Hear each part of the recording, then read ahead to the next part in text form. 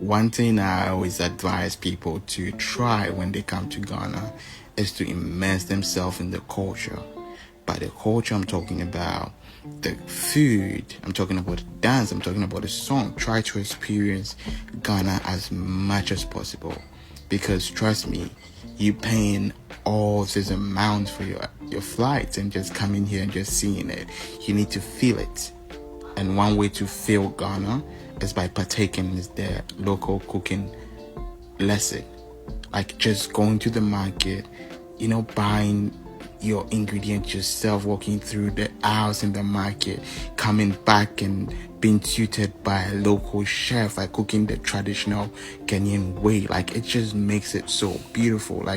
And it's always like the highlight of the trip. Sometimes like you're just cooking in the traditional local setting, and after it all you're just having a table eating with the locals and all. They say I smile too much, I'm way too hot, I'm too spirited, I'm cool tempered. They say my dance will see you, my girls I hate you.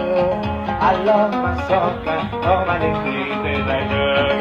I'm made in Ghana, I'm made in Ghana, I'm made in Ghana, I'm made in Ghana. You can take me to London, but I'm made in Ghana. You can take me to Lagos.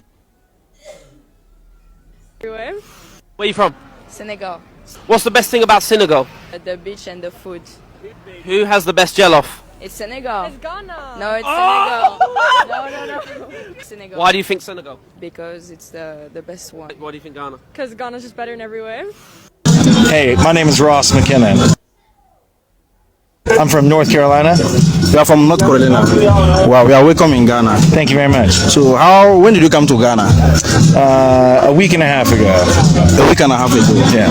So, have you been enjoying Ghana since?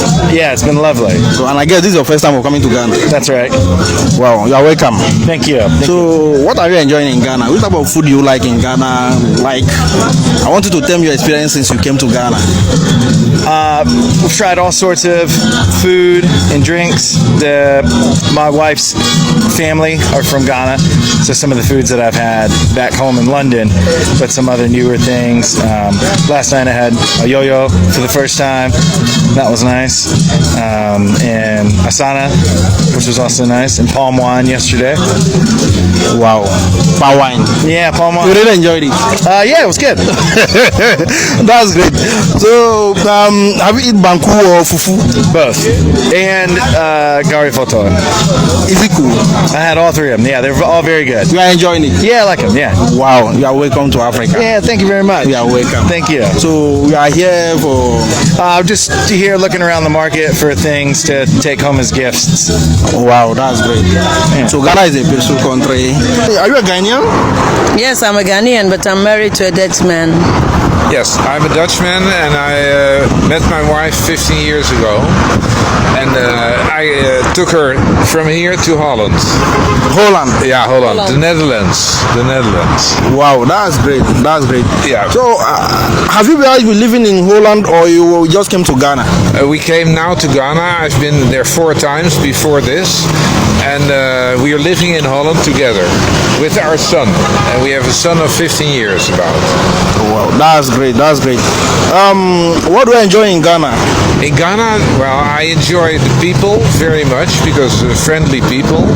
I enjoy the nature here. It's beautiful to Cape Coast. I've been, that way, Winneba and National Park and whatever you can see around it.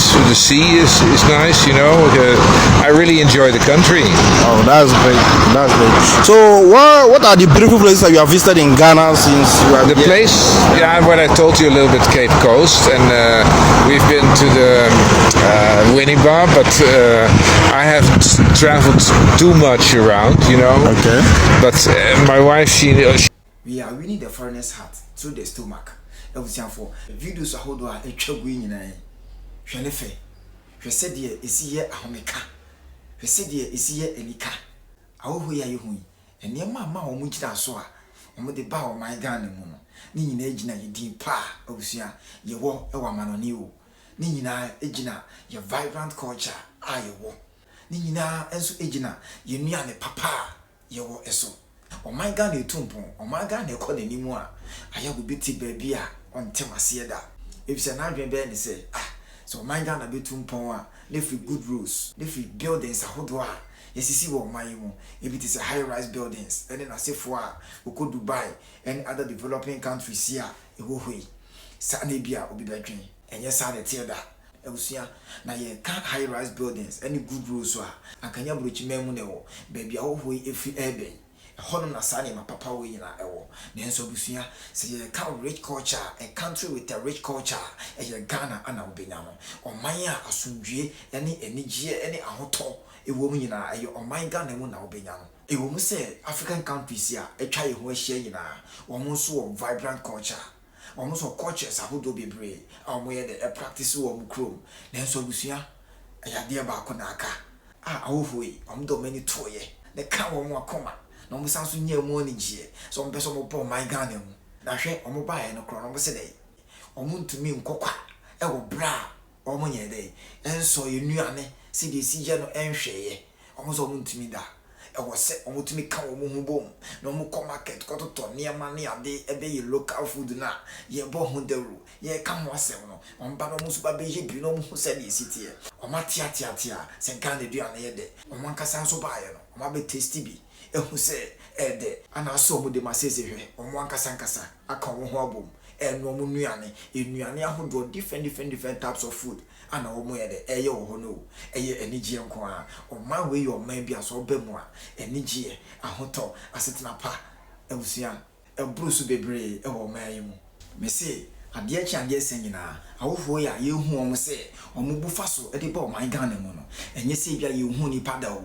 enye se bia ye hu awofo da bi da suban ye da na di e de ma wo mo ni nyina no e ya de a ye de atete ye hwe se wo ye Ghana ni na wo Ghana asi na namba bi na akoto mpanifo kra na wanchia wo abusia enya de o mani beje da omo hu ne se uyo bia wo mu ade uyo bia wani so ade na so chia wo mu a omo nya botre eje so omo nya botre ebisa se de omo sitie abusiafo yenya ye compound house kra ya na eti e wo Ghana ha si kra no ade achi a ye neighbors ye sorry na ye ho a hwe se de si chiachia ye ho hwe se de ye si bisa ye ho nsensem bo ye ho nkomo ne ade enya asem ketwa ye wo enkwankwa anu ase bebre a edru awia na se ye pemframa age a ye timi kokotena ye boss pa ye to draft ene enema bebre edi agro bebre e wo ho no mo a eye eni kan de yi pa out no se ye do ye ho pe ye ho asem esan so do nipa e ya de a ewo ye mu abusua e ya de ewo ye mu a de atete ye na men ka se ba ko bi ebra na bisa no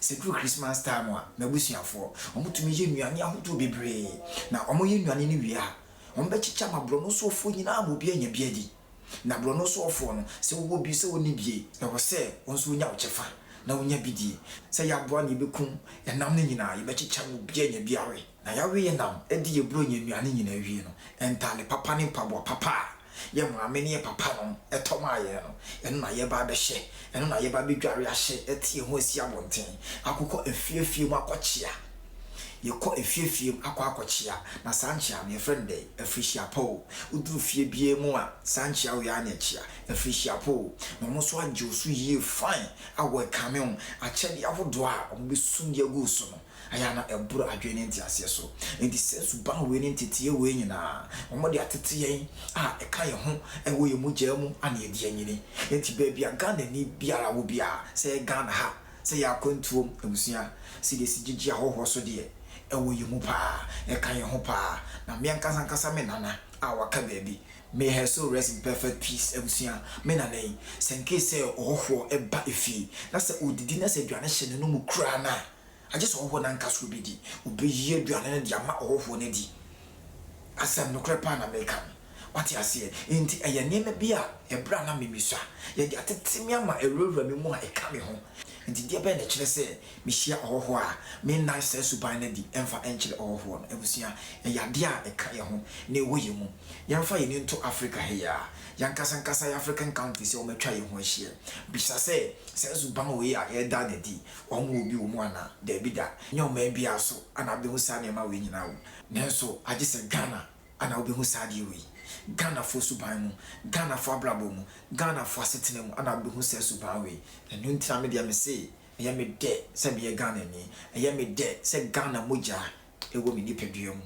Me no me ho da, ɛmfa ho ne sɛ deɛ ɔma we ɛkɔ. Sɛ deɛ me yɛ Ghana ni no, ɛyɛ saa pɛpɛ, ɛntumi mpepa da.